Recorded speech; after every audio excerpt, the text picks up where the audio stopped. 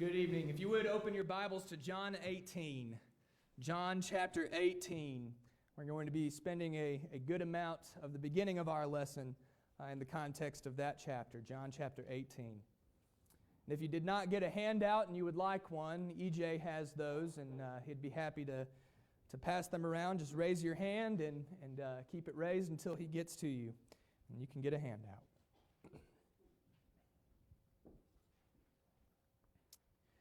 Sometimes it's just hard to know what to do. And I have to think that difficulty must be compounded when everyone is looking to you for the answers, and when the answers might not be so simple. And that is why I think that it would be my own personal nightmare to be the President of the United States of America, or the leader of any country for that matter. The more consequences might come from your decisions, the more difficult those decisions are to make. And as we see from the pictures that we have behind me of these past presidents that had particularly difficult presidencies, these pictures from before their presidency and after their presidency, those decisions can weigh on you. They cause a great deal of stress. It's very stressful to be the one in charge. But does being in a difficult situation excuse people from making immoral decisions? We don't typically think that it does when we're talking about our physical leaders.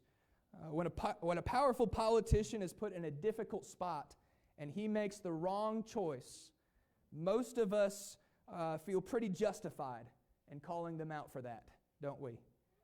After all, their decisions have consequences. They're powerful people. Every little decision they make has lasting effect. I wonder if we would be comfortable holding ourselves to that same standard. There's no earthly leader in history that has had a decision more consequential than the decision that was made by Pontius Pilate.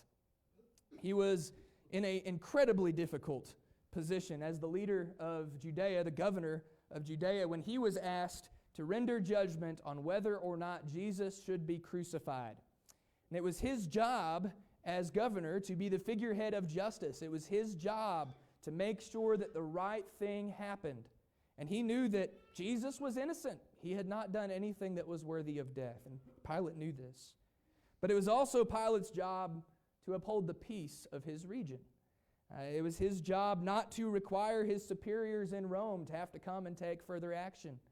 And if he didn't crucify Jesus, then he was going to have a riot on his hands. He was not going to be able to do his job either way. And so Pilate is in a tight spot. A lot of people might even say that he was in an impossible situation. But did the difficulty of his choice justify his decision? What kind of thinking led him to make the decision that he made?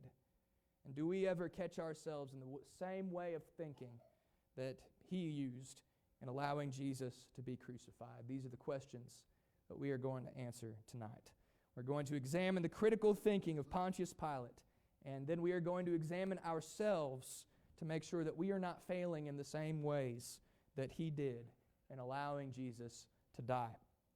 The first element of Pilate's critical thinking that I would like to talk about is that he exhibited a lot of intellectual laziness.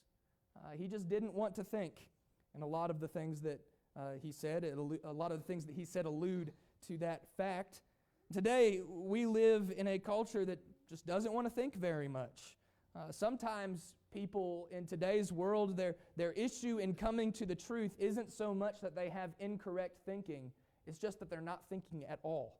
They're trying to avoid making decisions. The people around us, typically, they just want to be told what to believe, and then they don't really want to put the effort into questioning that to see if it's actually true. And I think that we see that exhibited in a lot of ways by Pilate.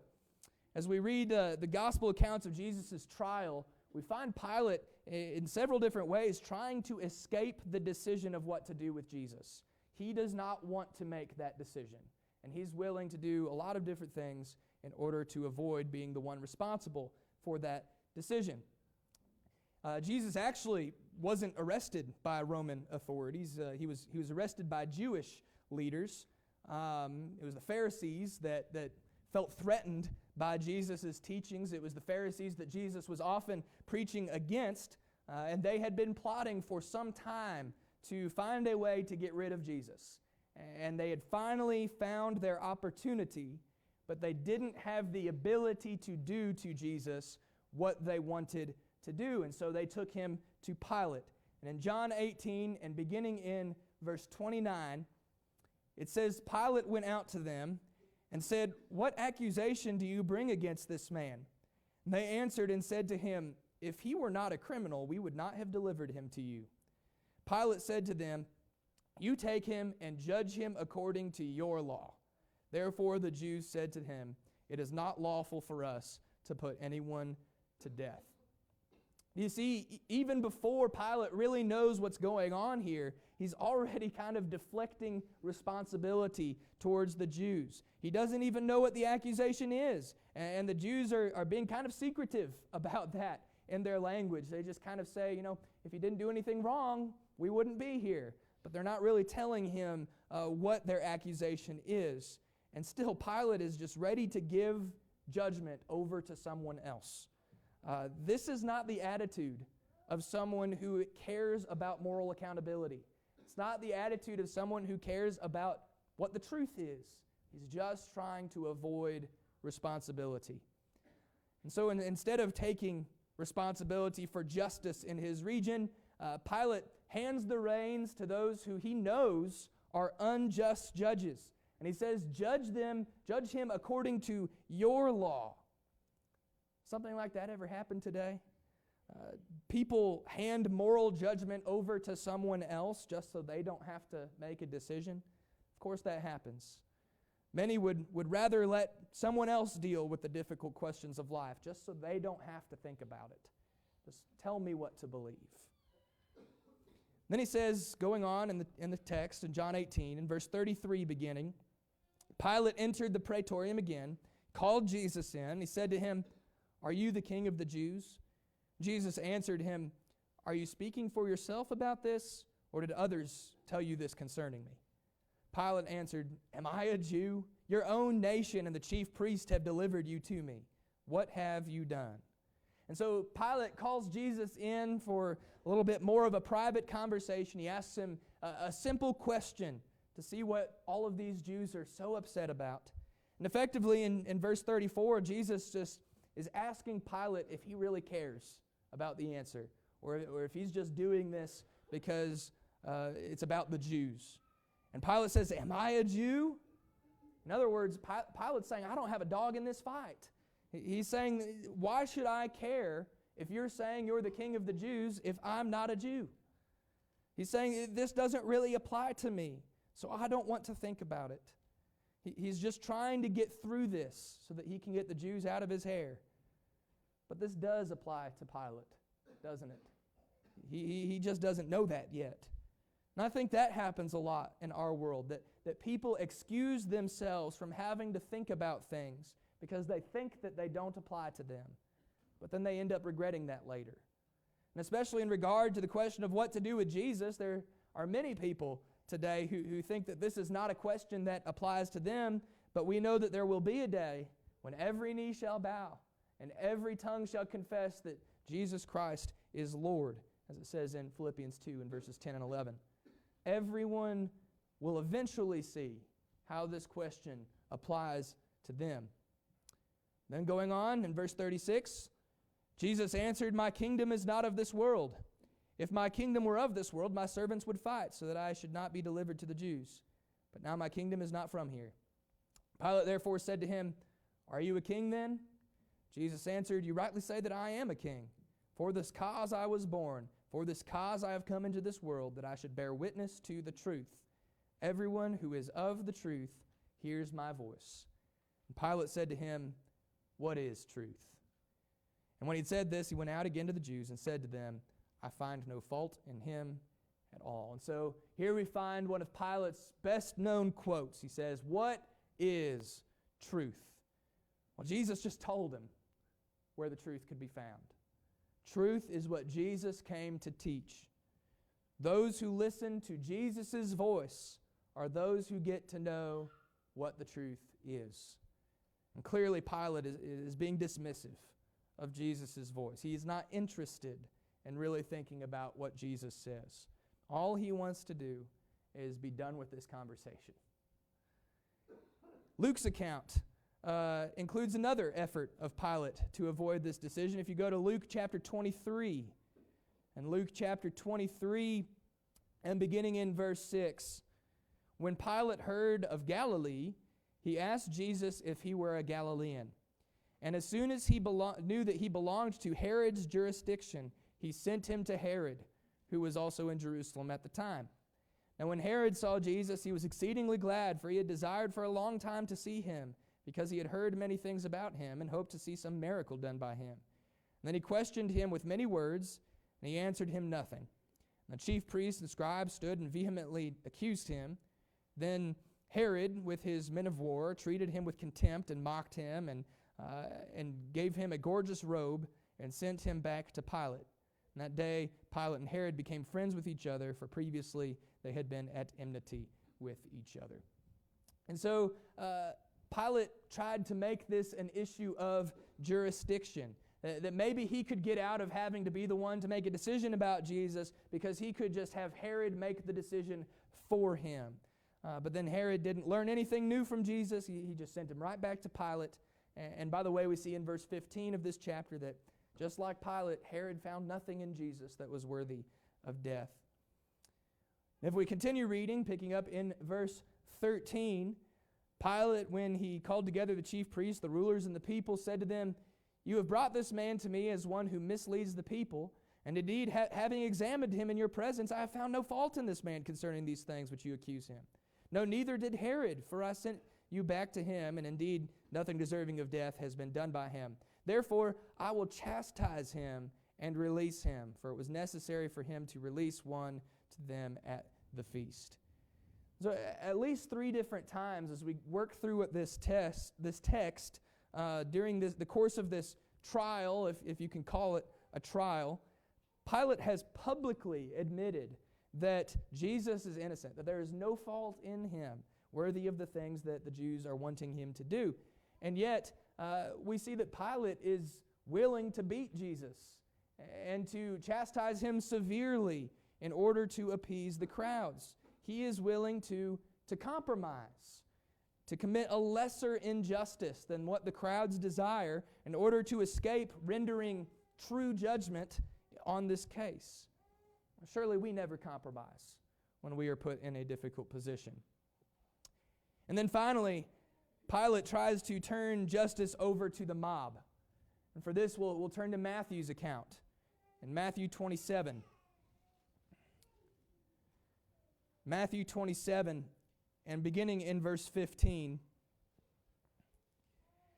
Now at the feast, the governor was accustomed to releasing to the multitude one prisoner whom they wished. And at that time, they had a notorious prisoner called Barabbas. Therefore, when they had gathered together, Pilate said to them, "Who do you want me to release to you, Barabbas or Jesus who is called Christ?" For he knew that they had handed him over because of envy. So Pilate, at this point, Pilate surely must think that he has a brilliant excuse to avoid this situation of having to deliver a sentence on Jesus. Because no one in their right mind would want an actual dangerous criminal like Barabbas to be released back into the public. But when you're dealing with the mob, you're not dealing with people who are in their right mind. And so, of course, this doesn't save Pilate from making this decision either. Though, again, we see that Pilate knows what the right thing to do is. He knows that the attack on Jesus is politically motivated and that Jesus is innocent, that this has all been done out of envy. And so we can see all of these ways that Pilate tries to run away from deciding what to do with Jesus. But he can't escape this decision. Pilate tried to pass the buck to the Jewish courts or to Herod, but Jesus ended up standing right back in front of Pilate. He tried to compromise with the crowd by having Jesus beaten, but that didn't satisfy them. He tried to release Jesus instead of Barabbas, but he had given control of that decision to the stupidest possible court, the court of public opinion. It's never right. And he tried to avoid thinking about Jesus' teachings because he isn't a Jew, but no one can run from the authority of Jesus. So the question of what to do with Jesus just keeps coming back to Pilate. He's the one in the position of authority, and he is going to have to render judgment. And I think that in a lot of ways, this is actually very representative of our situation. We have to decide what we are going to do with Jesus. Are we going to recognize him as the king that he claims to be? Are we going to be a part of his kingdom that he says is not of this world? Or are we going to crucify him like the world wants us to, like the crowds are pressuring us to? We are well aware of the difficulty of Pilate's situation. But when we stop and think about it, we see that that is our difficulty as well. We are in the same boat. A lot of people react to the difficulty of this decision the same way that Pilate did. They run from the decision as best they can. They put it off. But you can't run from this decision. Each and every one of us has to decide what to do with Jesus. And we can't just palm off that responsibility. You know, the downtown church isn't going to save you. When you stand before the judgment seat of Christ, you don't get to go to heaven just because your name's in the directory. The preachers and the elders here can't absolve you of your personal responsibilities to make good decisions. Our job is to help you, to equip you, to make the right decisions in your life. But when you stand before the judgment seat of Christ, He's not going to ask you who your preacher was. Your parents can't believe for you. They can't obey for you. It might be that you belong to a strong and a faithful family. Maybe your parents are really good Christians and you have a last name that carries a reputation of faith with it. But when you stand before the judgment throne of Jesus, your last name is not going to matter, not a single bit. 2 Corinthians chapter 5 and verse 10, it simply says that we must all appear before the judgment seat of Christ, that each one must receive the things done in the body according to what he has done, whether good or bad. So the question of what to do with Jesus is always, it's going to circle right back around to you. So what should we do with Jesus? We really are, I think, in a very similar position to Pilate in answering this question. There's a real sense in which each one of us is already guilty of crucifying Jesus because it is our sin that made it necessary for him to die on the cross so that we could be redeemed. But we are now faced with the choice between recognizing Jesus as our King or rejecting him and joining forces with the world against him. Hebrews chapter 6 and verse 6, it says that those who reject the sacrifice of Jesus crucify for themselves again the Son of God and put him to an open shame. Sadly, a lot of people approach this decision the same way that Pilate did. Some people try to say, this doesn't really apply to me. I don't have to make this decision. That's what Pilate was saying when he told the Jews to use their law. When he said to Jesus, am I a Jew? I don't really have a dog in this fight. Pilate acted as if Jesus' guilt or innocence did not affect him because it was a matter of Jewish law and he was not a Jew. And a lot of people think like that today. They think, well, I'm not a Christian, and so Christian morality does not apply to me. That's y'all's rules, and I can have my own rules that are different, and we can both be okay. You can do your thing, I can do mine. In Acts chapter 17, Paul seems to indicate that there was a time in which God was more lenient towards those who were not a part of his covenant. But Paul said in Acts chapter 17 and verse 30 that these times of ignorance God has overlooked, but now he commands all men everywhere to repent. God's standards apply to everyone, and he can't run from that. Lots of people today, they make Pilate's famous line into their personal philosophy. What is truth?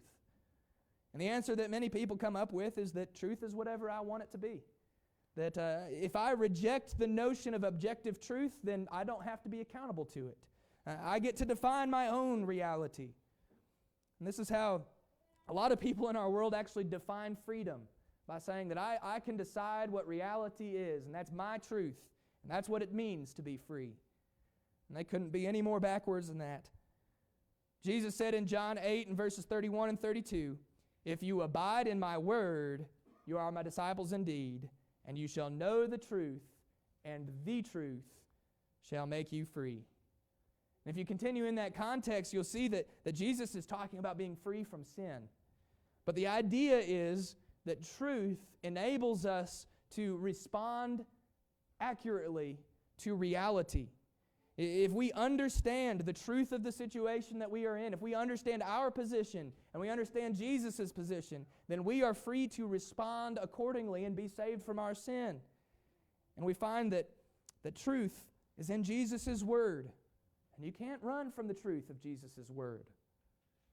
Many people want to let someone else render judgment. Pilate tried to pass the buck to the Jews, to Herod, and then he passed the buck to the mob. None of those things took the decision away from him. People today often turn to what they call the experts to make their decisions for them. And ironically, it was the so-called experts who persuaded the crowds to crucify Jesus. In Matthew chapter 27 and verse 20, it tells us that even when Pilate was trying to convince the crowds to take Jesus instead of Barabbas, the chief priests and the elders, the experts, persuaded the multitudes that they should release Barabbas and destroy Jesus.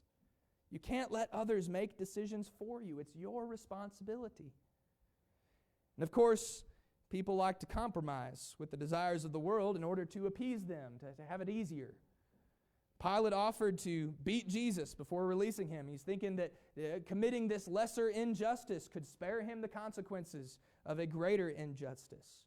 But injustice is injustice, and sin is sin. And as Jesus taught in Matthew 6 and verse 24, no one can serve two masters. For either he will either hate the one and love the other, or he'll be loyal to one and despise the other. And so any amount of compromise with the world is just disloyalty to God. I often like to say that the only thing you can get from straddling a fence is a sore backside. We've got to choose. We have to make a decision. And like Pilate, we can't run away from our responsibility to make this decision. And all of this is just intellectually lazy, and it doesn't absolve you of your personal responsibilities to decide. And Pilate's intellectual laziness, if we don't deal with it, like Pilate didn't deal with it, it carries him through the next 2 points of our lesson. So we have to make sure that we are willing to think about difficult things. There's another characteristic of Pilate's lack of critical thinking skills, is that he ignores good advice. Pilate's wife warned him not to allow Jesus to be crucified. In Matthew 27 and verse 19, it says that while Pilate was sitting on the judgment seat, his wife sent to him saying, "Have nothing to do with that righteous man, for I have suffered many things today in a dream because of him." I don't know if Pilate's wife actually really knew what was going on, but she knew that something wasn't right about this situation. And just like Pilate, she was fully aware that Jesus was righteous. He was innocent, and there was nothing in him that was worthy of death. And so she tells Pilate, "Whatever you do, do not let this guy get crucified. Have nothing to do with what happens to him. You do not want to be guilty of this man's blood." And this is almost a side point, but I think I feel pretty obligated to say it, is that all you single guys, you single young men out there, marry someone that's like this. Someone who's going to push you towards right even when everyone else is pushing you towards wrong. Because there's not a better quality in a wife than what Pilate's wife is exhibiting right here. And along with that idea, wives should strive to be this kind of wife that's going to be a good influence on their husbands, even when there's a lot of bad influences going on as well. And husbands, when your wives are giving you good advice, I think it's a pretty good idea to listen to them. Sometimes they think in ways that we don't, and they notice things that we could never see. And so a wife like this is a powerful resource in making decisions in difficult positions. And so that's a very valuable lesson that we can learn from this text. But the main point that I want to notice here is that the good advice in this difficult situation is coming from the minority. And it often does throughout the Bible. You think back to the 12 spies that were sent to scope out the land of Canaan back in Numbers 13 and 14. That the 12 spies were sent out to check it out, and 10 of them came back saying, "No way. There's giants over there, and we can't do it." And the people felt so strongly about that majority opinion that they were ready to choose a new leader. They were ready to head back to Egypt and beg to be slaves again. And they were also ready to stone Joshua. They were ready to stone Caleb because they were saying something that they didn't agree with. But who was right? It was the minority. It was the 2 spies rather than the 10 that said, God is on our side, and we can do this, that He will do this for us even.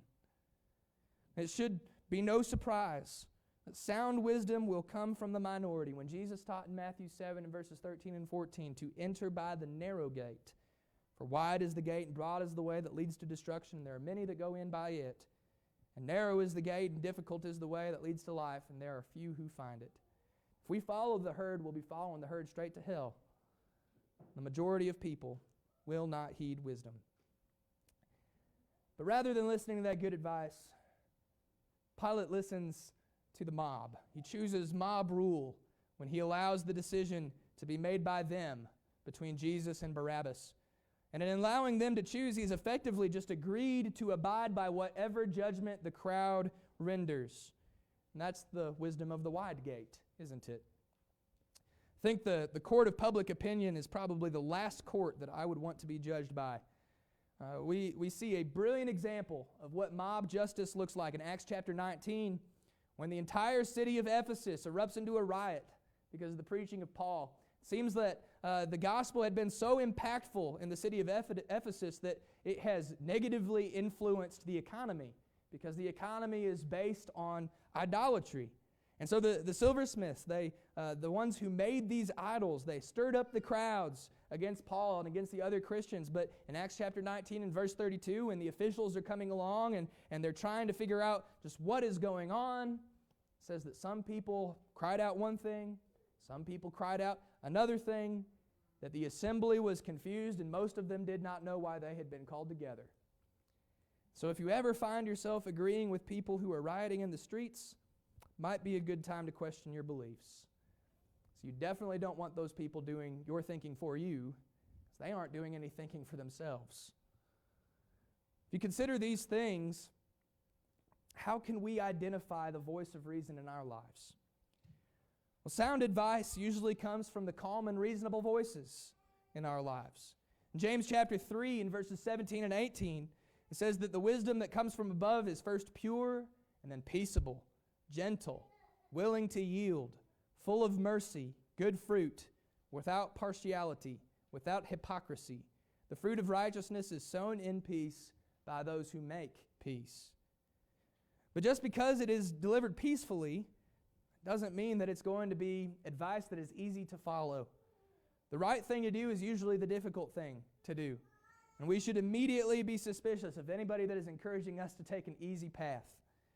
Jesus told His apostles right before His arrest in John chapter 16 and verse 33 says, "In the world you will have tribulation, but do not fear, I have overcome the world." It's not supposed to be easy to do the right thing. In fact, oftentimes it is supposed to be hard to do the right thing, because going through those hard things is going to make us more like Jesus, more disciplined like Jesus was. But Jesus told us that it was going to be hard, and we have to be willing to do the hard things even when the rest of the world is not willing to do the hard things, and even actively encouraging us against doing the hard things. And of course, the voice of reason is also going to align with the Word of God. Proverbs 1 and verse 7 says that the fear of God is the beginning of knowledge, and that fools despise wisdom and instruction. I think it's interesting that in John 19 and verse 8, Pilate did have some fear when he learned that Jesus claimed to be the Son of God. It seems like that was a fact that the Jews were keeping from Pilate. But Pilate had some fear when he learned that Jesus claimed to be the Son of God, but he didn't fear enough to really stand up for Jesus. And so the fear of God, it doesn't do much for us if it doesn't spur us into action. And so Pilate failed to listen to the voice of reason. Instead, he gave in to the voice of the mob. And I think that we can see a failure to listen to good advice goes right along with being intellectually lazy. And so does our next point, which is that Pilate doesn't take responsibility for his own actions, for his own decisions. In Matthew 27 and verse 24, when Pilate saw that he could not prevail at all, but rather that an uproar was rising, he took water, he washed his hands before the multitude, saying, I am innocent of the blood of this just person. You see to it.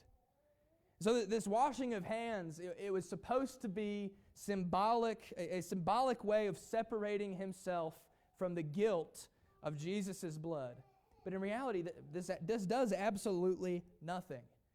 Pilate's repeated running away from making a decision is his decision. He is putting it off, but he has justified in his mind that he is not morally responsible for what is about to happen. And yet he is the only one with any amount of power to render judgment. And so again, we find that we cannot run away from deciding what to do with Jesus. But also we see that you can't take bad advice and then blame the people that gave you bad advice. It is your fault for listening to fools. And it's your responsibility to test their words against God's. We see that principle exemplified in the story of Rehoboam. When he became king in 1 Kings chapter 12, the wise elders of his father come to him and they advise him to lower taxes, that his people will be his friends if he is a friend to them. But Rehoboam's young friends advised him to raise taxes. And Rehoboam followed his young friend's advice. He rejected the advice of the elders. And as a result, his tax collector is stoned to death. And the nation is split in two, and they just narrowly avoid all-out civil war. Who's to blame for that? Was it Rehoboam's young friends who gave him bad advice, or was it the king who actually made the decision? It all comes down to who calls the shots. And each one of us makes our own decision about what we are going to do with Jesus. We can't blame other people if we make the wrong choice. We also see from this verse that saying something doesn't make it true. Pilate says, I am innocent. He declared himself innocent of Jesus' blood, but he wasn't really. Talk is cheap. Our actions are important to our salvation. James chapter 2, verses 15 through 17 says, if a brother or sister is naked and destitute of daily food, if one of you says to them, depart in peace, be warmed, be filled, but you do not give them the things that are necessary for the body, what does it profit?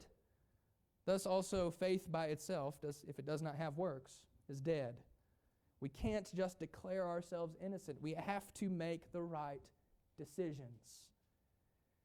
In this action, washing his hands, Pilate is basically saying, I tried. I've done all I can do. But did he really?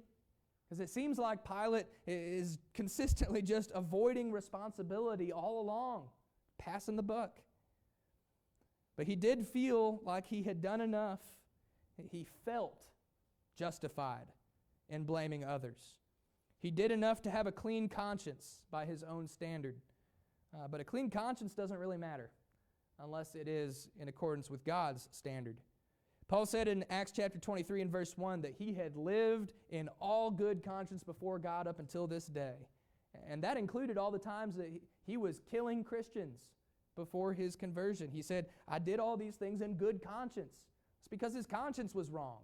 It was not in accordance with God's standard. And just saying things and just thinking things to be true doesn't make them true.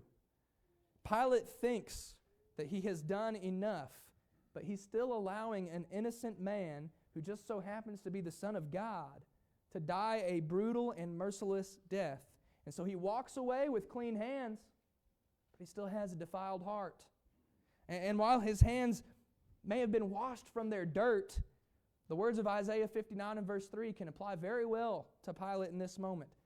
Your hands are defiled with bloodshed, and your fingers with iniquity.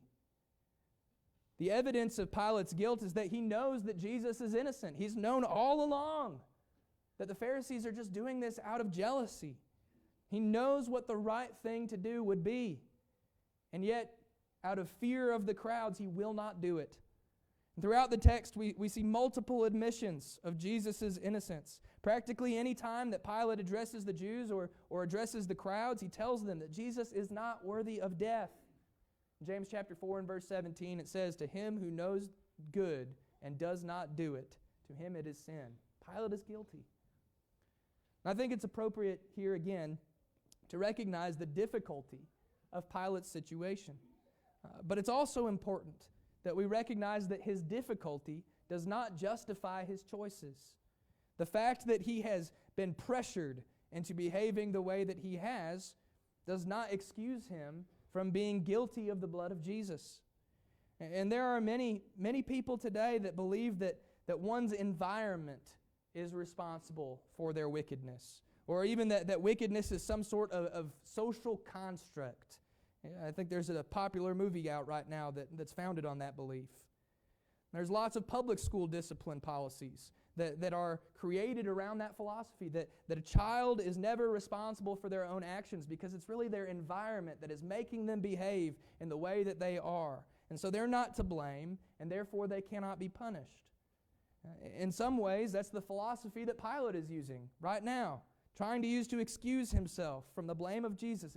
It's because of all the people around me. It's because of my environment. But that's not how this works. Look in Romans chapter 5 and verse 12, and you'll see that it says, "Just as through one man sin entered the world, and death through sin, and thus death spread to all men." Why? Because all sinned. Everyone has made the decision to crucify Jesus. We are responsible for the decisions that we make, and every single one of us has made some decisions in our lives that put Jesus on a cross just as much as Pilate did. And it doesn't matter if we are in a difficult situation. We have to do the right thing.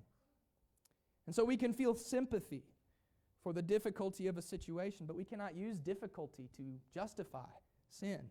Pilate may have felt that he had done everything that he could, but he's actually just avoiding accountability as the only one with the power to stop this injustice from happening.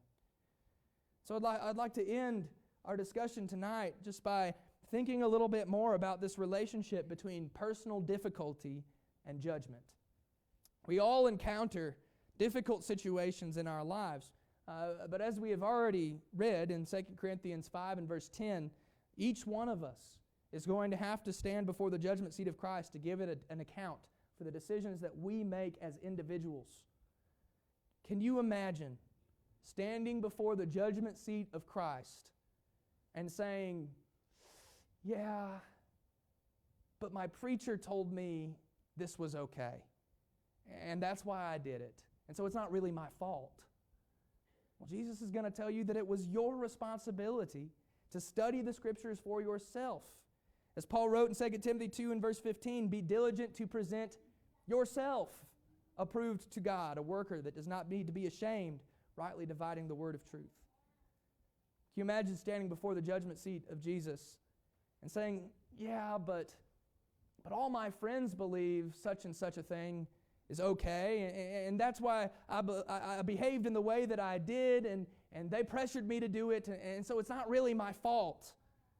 Well, Jesus is going to say, it was your responsibility to make sure that you weren't hanging out with bad influences who were going to corrupt your morals. Paul wrote in 1 Corinthians 15 and verse 33 that evil company corrupts good habits. Can you imagine standing before the judgment seat of Jesus and saying, "Yeah, but I was raised in this way, and that's the reason why I turned out the way that I did. I can't go against what my parents taught me. I can't go against the example that they set for me. I can't go against what my parents believed." Well, Jesus is going to say, "He who loves father or mother more than me is not worthy of me." Can you imagine standing before the throne of Jesus and saying, "I just didn't feel like I had another choice. I was in a really difficult position, and it was just really hard to do the right thing"? Jesus is going to say, that's what it means to be my disciple. He's going to say, if anyone desires to come up after me, let him deny himself, take up his cross, and follow me. If you think about that verse in the context of Pilate's situation, Pilate knew the right thing to do, and he didn't do it because there's going to be a riot if he let Jesus go. He would have lost control of the crowds, right? It was a really difficult decision. There was a lot of pressure. If Jesus got turned loose, it very well could have been that he would have died anyway. It could have happened that Pilate might have been crucified right alongside Jesus if he hadn't allowed Jesus to be crucified. But if you think about it, that's what Pilate should have done. That would have been a better thing to happen to Pilate than the decision that he made, wouldn't it? Now, all of us as Christians are supposed to be crucified with Christ in a spiritual sense, but many of our brothers and sisters throughout the years have done so in a physical sense. They've faced the ultimate test of their faith. Now, I often say that Jesus never asks anything of us that he wasn't willing to do first. But that puts being crucified on the list of responsibilities, or the list of possibilities, doesn't it? So in this lesson, I'd like to just read the words of the final verse of the hymn. It's number 564 in the big book. Follow me. I'll just read the words to the final verse. This will act as our conclusion. It says, O Jesus, if I die upon a foreign field someday, would be no more than love demands, no less could I repay. No greater love hath mortal man than for a friend to die. Well, these are the words he gently spoke to me. If just a cup of water I place within your hand, then just a cup of water is all that I demand. But if by death to living they can thy glory see, I'll take my cross and follow close to thee. The commitment of being a Christian is a commitment to do difficult things. Even when we are in a tight spot, we have committed to doing what is right. Don't be a Pilate. Whatever position you are in, whatever the consequences are of following him, be faithful until the end, and heaven will surely be worth it all. If we can help you in any way this evening, if you're not a Christian, you are ready to make that commitment to do difficult things, even when it seems like all odds are against you, or if you have failed in your responsibility to do the right thing and need help or prayers from the congregation and encouragement from your family here, please let your needs be made known. Find me after services or come forward.